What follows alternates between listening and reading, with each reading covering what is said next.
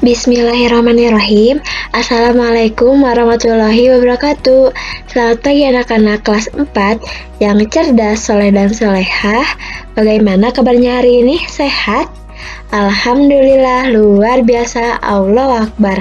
Nah, pada kesempatan kali ini kita akan belajar mengenai tema 3, subtema 1, yaitu hewan dan tumbuhan di lingkungan rumahku.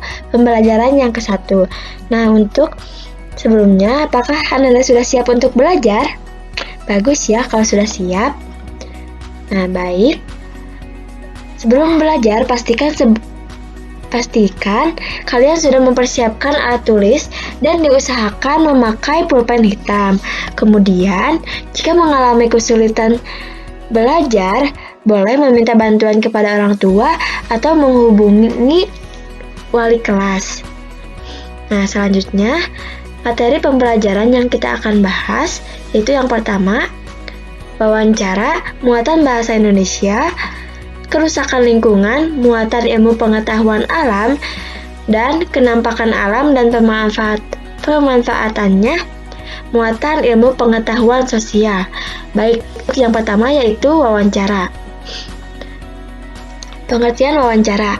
Wawancara adalah kegiatan tanya-jawab antara pewawancara dan narasumber yang dilakukan untuk memperoleh informasi secara rinci tentang suatu hal atau peristiwa.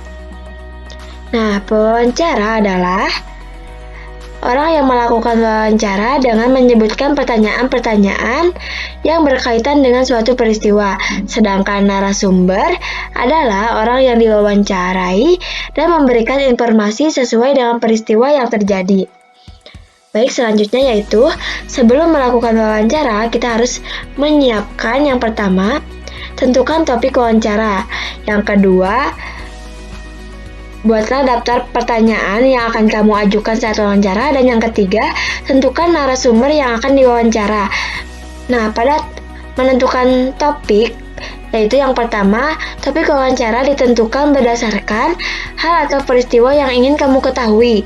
Kemudian topik wawancara bertujuan untuk memfokuskan pertanyaan yang akan diajukan. Baik, selanjutnya, yaitu saat melakukan wawancara. Yang pertama yaitu, mulailah pembicaraan dengan sapaan yang ramah dan perkenalan diri. Kemudian, ajukanlah pertanyaan dengan bahasa yang jelas dan menggunakan bahasa yang santun. Kemudian, catatlah jawaban yang dijelaskan oleh narasumber. Dan yang terakhir, akhirilah wawancara dengan kesan yang baik dan menyenangkan. Selanjutnya yaitu, hal yang perlu diperhatikan saat wawancara. Yang pertama, pertanyaan yang diajukan sebaiknya memakai kalimat yang efektif dan mudah dipahami. Yang kedua, penampilan dan sikap saat melakukan wawancara harus santun.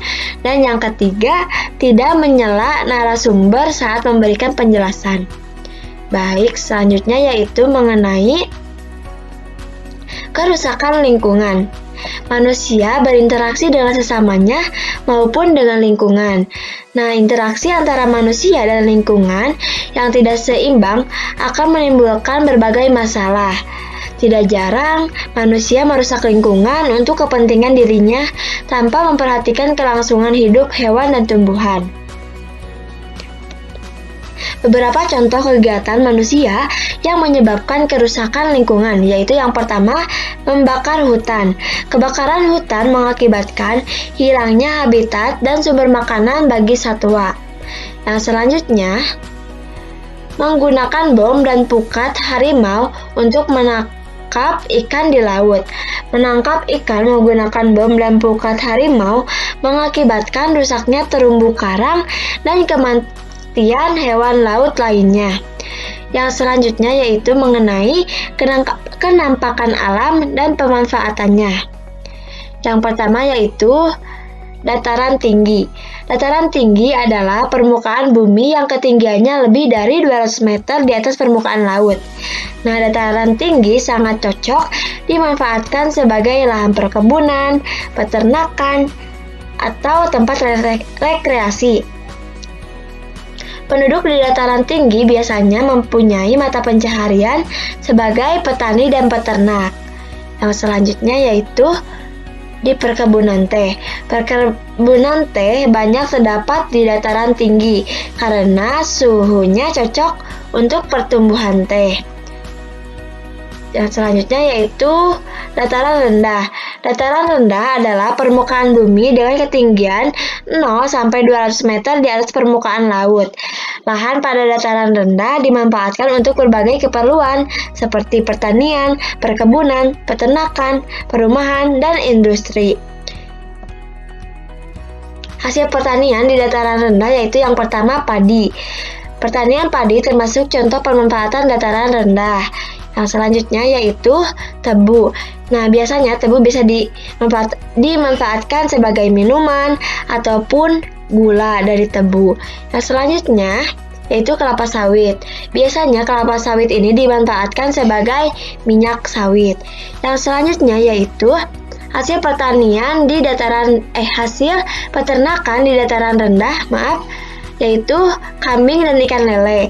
Yang selanjutnya mata pencaharian penduduk di dataran rendah yaitu petani, peternak, dan pegawai perusahaan.